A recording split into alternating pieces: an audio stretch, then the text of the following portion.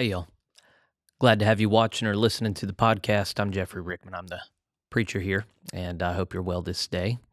This last Sunday, you're going to be listening to the message I delivered from this last Sunday. We've been going through the Gospel of Matthew, and I camped out on 8 verses that had to do with the Sabbath. And of course, I've preached on the Sabbath before, but it's something that bears repeating. I look a lot more into the Old Testament um, uh, scriptures to think through this stuff a little bit better.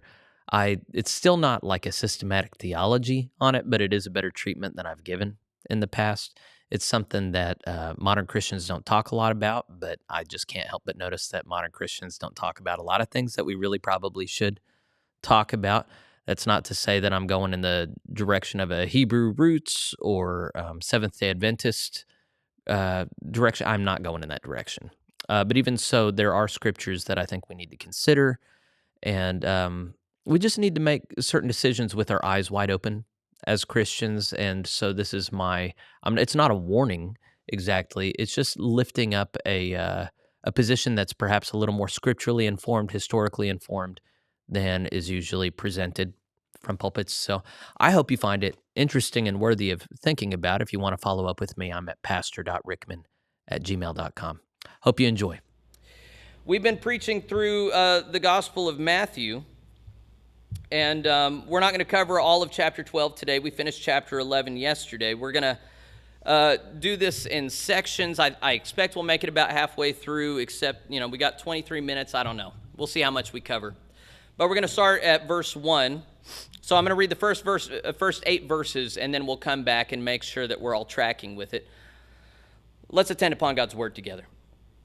At that time, Jesus went through the grain fields on the Sabbath. His disciples were hungry and began to pick some heads of grain and eat them. When the Pharisees saw this, they said, "Look, your disciples are doing what is unlawful on the Sabbath." He answered, "Haven't you read what David did when his companions were hungry? When he and his companions were hungry, he entered the house of God, and he and his companions ate the consecrated bread, which was not lawful for them to do, but only for the priests.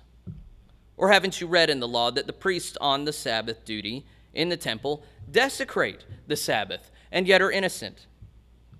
I tell you that something greater than the temple is here." Who is he talking about there, or what? Himself. "If you had known what these words mean, 'I desire mercy, not sacrifice,' you would not have condemned the innocent. For the Son of Man is Lord of the Sabbath." So this is going to be our first section here, and we're obviously talking about the Sabbath. The Sabbath, as understood by Jews, and that's rightly understood, is to represent the 7th day after the 6 days of creations. Sabbath in Hebrew literally means stop it. It's the stop it day. All the work you were doing for the past 6 days, you stop on the Sabbath day, the stop it day. If you ever noticed in the creation story at the beginning of Genesis, it said, "And there was evening and there was morning," the first day, the second day, the third day. The way that Jews reckoned the start of the day was when the sun went down. That's the start of a new day. They didn't have midnight. They didn't have this 24-hour cycle necessarily where they said this is where, they just said the new day begins at evening, and then there's morning, and then that's the full day. So the Sabbath began when the sun went down on Friday evening, and then it ended when the sun went down on Saturday evening. And I'm talking about it in the past tense. This is something that, as we'll see in the scriptures, God ordained to go on until the final judgment. So let's look at 1 Peter chapter 1, verses 14 through 16. "As obedient children, do not conform to the evil desires you had once lived in ignorance." This is a New Testament book. This is for New Covenant people. "But just as he who called you is holy, so you be holy in all you do. For it is written, 'Be holy, because I am holy.'" For those of you who've been doing the daily Bible readings along with me, we just got done with Leviticus, where it says several times, "I, the Lord your God, am holy, therefore you be holy. You're my people. You're my holy nation." This is a clear scriptural expectation in the Old and New Testaments. This is echoed in the New Testament. This is why I showed it to you. That because God is holy and we are his people, we should be holy. Does that flow of logic make sense to you? We're not called to be ungodly, or worldly, we're called to reflect the God that we serve. Is God holy? And we're called to reflect him in the world, so that means we should be holy. I feel like I made a solid case there. Okay. So look at Leviticus 19:2. This is just one of the examples. Speak to the entire assembly of Israel and say to them, be holy, because I, the Lord your God, am holy. It couldn't be more clear, could it? So this is a second person imperative. You be holy. So let's look at Jesus in the Gospel of Luke. Let's ask this question. We're looking at the Sabbath. Luke chapter 4, verse 16. Jesus went to Nazareth where he had been brought up, and on the Sabbath day he went into the synagogue as was his custom, and he stood up to read. Did Jesus observe the Sabbath? Yes, he did. He was a Jew. And so even though we have this story that we started with where he's pushing back about how some of the scriptures are interpreted, there are a lot of Christians today who think that Jesus undid the Sabbath. That's not to be found in the scriptures. Jesus said, I didn't come out to cancel out.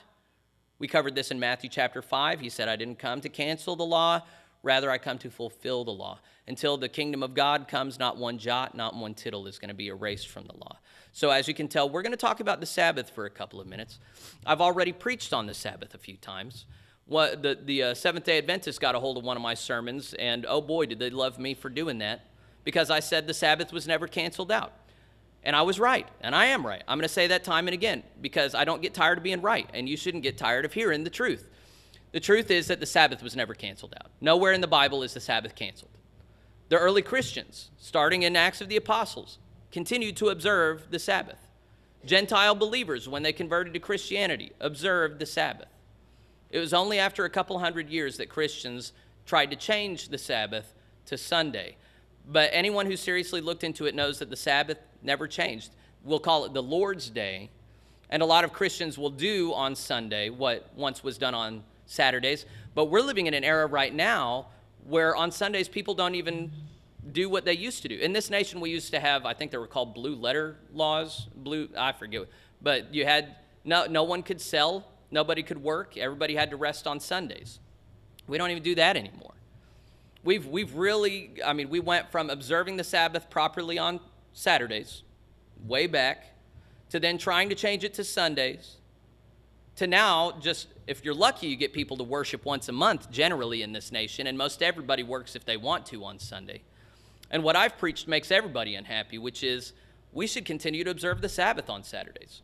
There's no reason. The Bible never changed.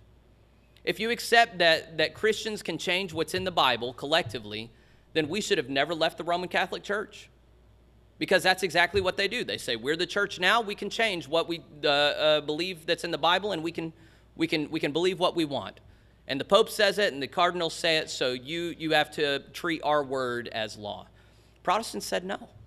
No, God's law doesn't change. God is the same yesterday, today, and forever. He established the Sabbath. It never changed. And we are his people, and he calls us to be holy as he is holy, so we observe the Sabbath. Exodus chapter 20, verses 8 through 11. Remember the Sabbath day by keeping it holy. If you didn't remember this, this is one of the 10 commandments. 6 days you shall labor and do all your work, but the seventh day is a Sabbath to the Lord your God. On it you shall not do any work, neither you nor your son or daughter, nor your male or female servant, nor your animals, nor any foreigner residing in your towns. For in 6 days the Lord made the heavens and the earth, the sea and all that is in them, but he rested on the seventh day. Therefore the Lord blessed the Sabbath day and made it holy. So the same logic applies that we've already seen. God is holy. He modeled for us how we ought to be, and so we do what he modeled. He worked for 6 days. We work for 6 days. He rested for a day. We rest for a day. Is there any reason why 9 of the 10 commandments we uphold, and then this one we just go, oh, we don't have to do that anymore? There are a lot of people say, well, Jesus is our rest now. We rest all the time. That is a lie if I ever heard one. You don't rest all day, every day, and if you do, you should be ashamed. Life is for working, getting things done. God modeled for us a way to do. Take joy in working 6 days a week. Take joy in resting 1 day a week. A lot of people say, well, that just doesn't fit with our modern day economy. Well, guess what? It didn't fit with the ancient economy either. Jews and Christians were hated by the society around them whenever they just said, sorry, I cannot come in on Saturdays. You know, the only way in which Christians witness this nowadays is a lot of times kids will be in sports leagues and they'll schedule stuff on Sundays, and a kid, every now and again, there will be a family with enough integrity to say, we're not going to play on Sundays. That's the Lord's day. But that's pretty rare nowadays. Most people bow at the altar of family athletics nowadays. It's really quite a shame, because once upon a time, public witness for Jews and Christians was, we fear God more than we value anything else in this world. The two most visible things that Jews did to represent their relationship with God was circumcision, can't hide that in the local gym, and then Sabbath observance. And it's always been inconvenient. We Christians nowadays, when we find something in the Bible we don't want to do, we just go, well, maybe that worked in ancient times, but it can't work today. That's such malarkey. Seriously, nobody should have that thought seriously. It never worked. God makes it work. So whenever, for instance, God sent, you remember the story of the manna in the wilderness? The people got hungry, and there's wilderness, so there's no food. God literally rained food down for them to eat every day. But they weren't to gather it on the Sabbath. Why? Because that's working. So he would send double the amount on Friday, in the day of preparation, and then they could collect double the amount, and then it would stay good. But if they collected more than they needed, it would rot. And if they went out on the Sabbath to collect, there was none. God made it work. And what people who observe the Sabbath find is, oh heck, whenever I rest every 7 days, things just work out. I'll tell you, me and Sarah Beth, we're not perfect at it. And I don't think we have to be perfect at it for the reasons, we're going to get into Jesus and the standard that he puts to it. But the question is not, are you perfect? The question is, are you trying? So in the case of adultery, you don't get to slip up at all, right? But in the case of the Sabbath, it really does seem like we're given some leeway, and so we'll get into that here in a minute. Let's look at Exodus 31:13. Say to the Israelites, you must observe my Sabbaths.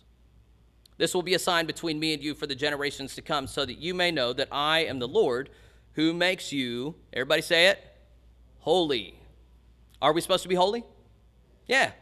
It's the same. Jordan McFall, our conference superintendent who was preaching yesterday, who's clear the whole point of everything we do is aimed at holiness. If what you're doing is not aimed at holiness, then it shouldn't be done. Holiness is the point of life. Leviticus 23:3. There are 6 days when you may work, but the seventh day is a day of Sabbath rest, a day of sacred assembly. You are not to do any work.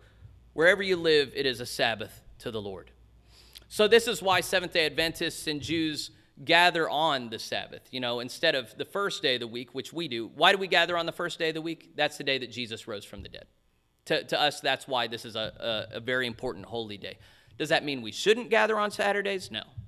No, in fact, I envision a future church community we have here where we gather every day. Not maybe we're only at full force on Sunday morning, but we should have Sabbath gatherings. Here it says it's a day of sacred assembly, right? So Sabbath is for resting. It's also for worshiping the Lord. A lot of people ask me, not lately, how do I observe the Sabbath? Well, rest. Whatever you're doing the other 6 days of the week, stop doing it. Don't spend money. Don't go out. They took it very seriously. We'll get to that here in a minute. We'll see how seriously ancient Jews took it. This is Isaiah 58:12 through 14. Your people will rebuild the ancient ruins. This is a prophecy about the New Testament community. And will raise up the age-old foundations. You will be called repairer of broken walls, restorer of streets with dwellings. If you keep your feet from breaking the Sabbath and from doing as you please on my holy day. You hear that possessiveness? The Lord is a jealous God. He says, that's my day. I am holy. I want you to be holy on that holy day. And this is a conditional thing. You will restore these things. You will be a blessing to the world if you keep your feet from breaking the Sabbath and doing as you please on my holy day. So a lot of people here, it's a day of rest, so I get to rest however I want. I get to play video games all day. No, that doesn't glorify God. What glorifies God? What kind of restful life at home glorifies God? If you call the Sabbath a delight and the Lord's day honorable, and if you honor it by not going your own way and not doing as you please or speaking idle words, Then you will find your joy in the Lord, and I will cause you to ride in triumph on the heights of the land, and to feast on the inheritance of your father Jacob, for the mouth of the Lord has spoken.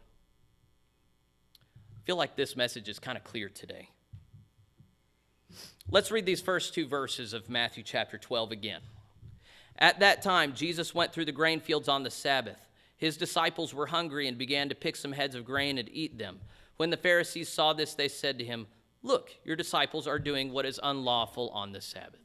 So, in the instructions of what to do on the Sabbath, reaping and harvesting are against the rules. So that's technically what they're doing, right? They're walking through and they're grabbing it, and then they're rolling it in their hands, and then they're eating the fruit. And that is technically breaking the Sabbath. But is that really the same thing as getting a scythe and going through the fields and knocking it down and then taking it to the threshing floor? No, it is not. This is not heavy labor. This is not heavy sweat. But a lot of Jews at the time, we ask this question. We do this kind of nitty-gritty thing. Okay, well, how much work is too much work? How much can I walk without it being a violation? How much can I work with my animals without it being a violation? So you have hundreds of pages of Mishnah written by Jews explaining, for instance, according to some traditions, a woman could not look in a mirror on the Sabbath day because she might see a gray hair and pluck it out, and that would be a form of labor.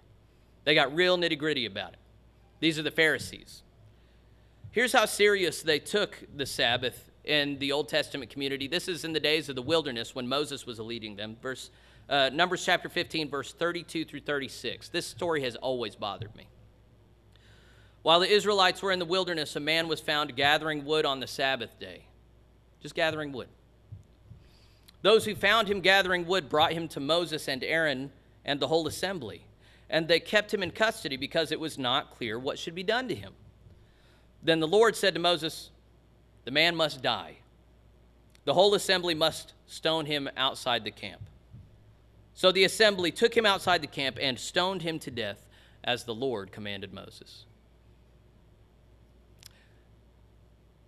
Does this make Sabbath observance sound like a big deal? Yeah. Violating it makes you worthy of death. I remember living in Boston. There was a huge Jewish population in Brighton. That was the neighborhood that I lived in. And I remember when Sukkot came, that's the temple, the festival of booths, and all the Jews would be outside in these makeshift booths, and they would welcome you to come eat with them. It was really a sweet time.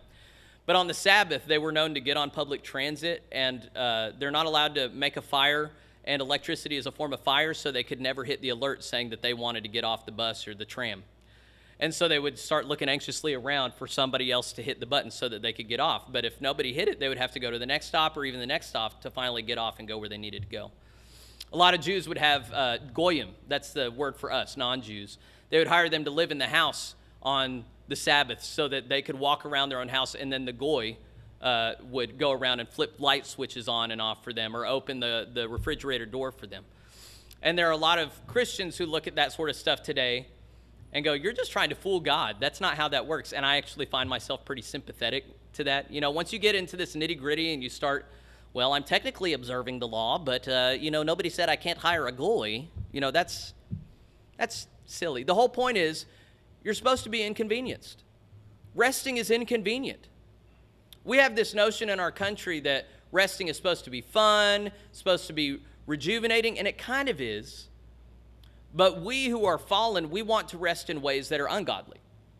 We want to drink a little too much beer. We want to carouse. We want to gossip. We want to watch TV all day. We want to play video games all day. We want to read romance novels. Yes, that's a problem. You shouldn't read romance novels. That's gross.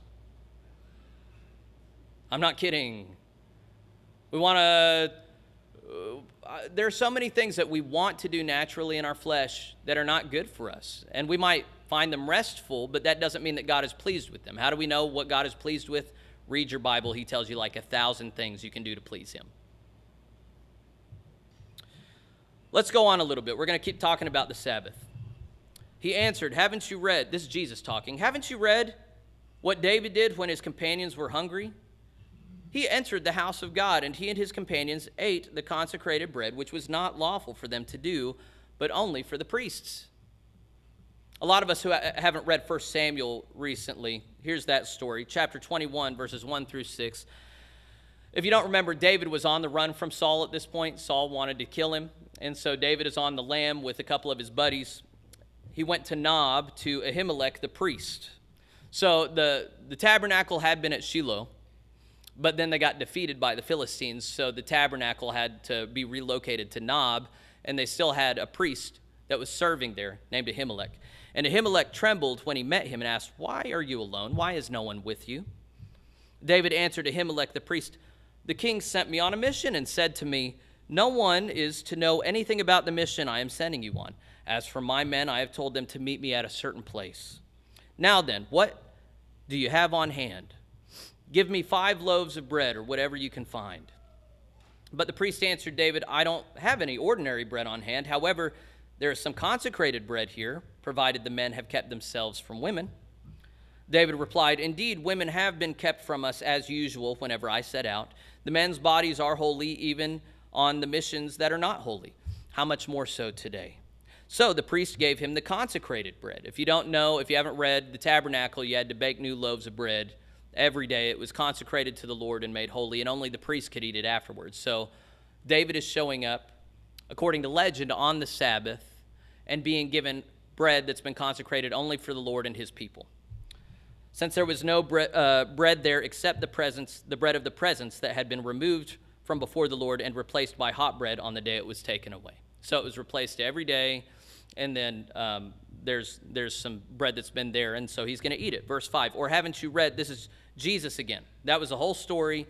David was able to show up, have this holy bread, and it wasn't a big deal. David was a righteous man, but what made this okay? This is something I missed until I did some reading. The thing that made it okay was not that, hey, his people were hungry, and so when you're hungry, you can break the Sabbath. That is not the rule. The rule is not, well, if you want it really bad, then you can break the Sabbath. What the point here is David was holy and beloved by God, and so the fact that he was a holy man made it okay to break a holy ordinance. That's a weird point, but I'm going to show you why we're confident of that in a minute. But let's go on for a second. Verse 5, back in Matthew 12. "Or haven't you read in the law," this is Jesus talking, "that the priests on Sabbath duty in the temple desecrate the Sabbath and yet are innocent?" Desecrate means make not holy. It means to violate. So wait, the priests have to violate the holiness of the tabernacle or temple on the Sabbath day? What's that about? That's described in Numbers chapter 28, verses 9 and 10. "On the Sabbath day, make an offering of 2 lambs a year old without defect, together with its drink offering and a grain offering of 2/10 of an ephah of the finest flour mixed with olive oil. This is the burnt offering for every Sabbath, in addition to the regular burnt offering and its drink offering." So on the Sabbath, you're not supposed to make a fire. How do you make a burnt offering without fire, first off? Secondly, you're not supposed to do any work. Has anybody here ever butchered an animal? It's work, isn't it? You don't have a lightsaber where it all just easily happens. It requires some work. And especially when you're doing a lamb, this is heavy work. So here, these men are being told to work on the Sabbath. There's no way around it. So Jesus is saying 4 holy things, 4 holy people. The Sabbath takes a back seat. And here's how we're confident about this. He says, verse 6, "I tell you something greater than the temple is here." He's talking about himself. And is Jesus holier than David? Yeah. So Jesus is saying, I, Jesus, am holier than David, and I'm holier than the tabernacle. You were able to break these ordinances for the holiness of the tabernacle because of the holiness of David. Someone holier than those 2 is here. That's what Jesus is saying. So because of how holy Jesus is, he gets to do what he wants with the Sabbath. He follows up, "If you had known what these words mean, 'I desire mercy, not sacrifice,' you would not have condemned the innocent. For the Son of Man," who is that? Jesus. "The Son of Man is Lord of the Sabbath." What does Lord mean? Boss. I'm the boss of the Sabbath. That's what Jesus is saying. So did Jesus observe the Sabbath? Yes, that's why we should too. But he only did it in a certain way. He didn't bow to the Mishnah and the Pharisees of that day who were real persnickety about it. Rather, he said the point here is that God is glorified in all things. Now, are you as holy as Jesus? I'm not. That means that I don't get to just say, well, I feel like not doing Sabbath today, or I'm going to fudge this part of the Sabbath. Rather, my role is to follow Jesus, and he reminded me that the most important thing is righteousness. And that's what the Sabbath is for. The Sabbath is not for hiring some person to go around my house and flip on lights for me so that I can maintain my purity. My life is to reflect God's holiness. My life is to reflect God's holiness. And did God rest on the seventh day? So do I. Did Jesus rest on the seventh day? So should I. There are some ways that sometimes I have a sermon where you can interpret it kind of broadly and, everybody can kind of do what they want with it. I knew that today, the Seventh-day Adventists, they talked to me. And here's the deal. I don't think they're right about everything. I do not think that there was some heavenly revelation almost, 150 years ago where Jesus entered his heavenly throne room and Elizabeth White or whatever. And I think that was all malarkey. Seriously.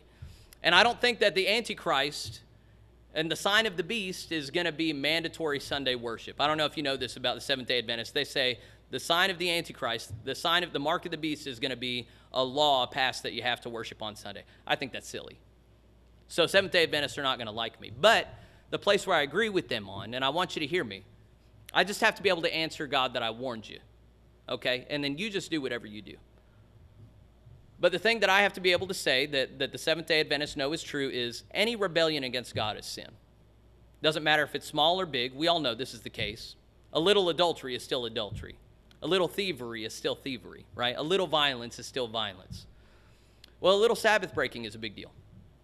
And I know we're surrounded by people who don't think it's a big deal. I know we have a whole culture that thinks people are so silly if they take one day off a week and just glorify God. But that's not what God judges us based on. We don't get to his holy throne and go, well, nobody else was doing it. It just, it felt kind of weird. Yeah, how do you think it's going to work out if you get up to God's throne and you go, well, I know the Bible said it, but it just felt really weird, so I didn't do it. Do you imagine God's going to go, oh, it felt weird for you? Oh, never mind then. Come on in. Don't be silly. It doesn't matter if anybody else around you is doing it. I try and fast 2 days a week. I don't know anybody else who fasts on those days of the week. I hate it. I'm all alone. I wish somebody would fast on Wednesdays and Fridays with me. But I don't get to say, well, nobody else would do it with me, so I don't have to do it. I answer to God for me. You answer to God for you. And what I wanted to offer you today is clarity.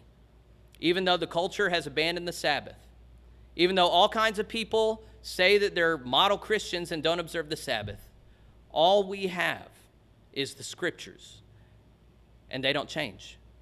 And God's will regarding the Sabbath never changed. So, obviously, the point today is to push you, reconsider. Maybe you should be observing the Sabbath. In fact, as a preacher, I'm going to say it a little bit more firmly. You should observe the Sabbath. And if you don't know how to start doing that, let me help you. I should tell good news before we conclude worship. The good news is that we serve the Lord of the Sabbath, Jesus, who came in the flesh. He was holier than the temple or the tabernacle. That was the one place on earth where God's kingdom connected with our kingdom. That's where angels were ascending and descending. That's what the tabernacle was. That's what the temple was. That's what Christ is. That's what he says very flatly in the Gospel of John. Jesus replaced the righteousness of a building. And now he has made us holy temples to God. We are called vessels of the Holy Spirit in 1 Corinthians. And it's very literal about that. You and I are building blocks in God's holy temple here on earth. And that means that when we are holy, as Christ is holy, that we are the connecting point between heaven and earth. That's how holy Christ makes us. And is he able? Absolutely. So there are all kinds of things that we find in the Bible that don't sound realistic. Maybe they don't even sound desirable. But what we find when we practice submission and obedience is not only are they possible, but they are ultimately desirable. And we learn to love what God loves. And we learn to hate what God hates. And in so doing, God is glorified. Amen.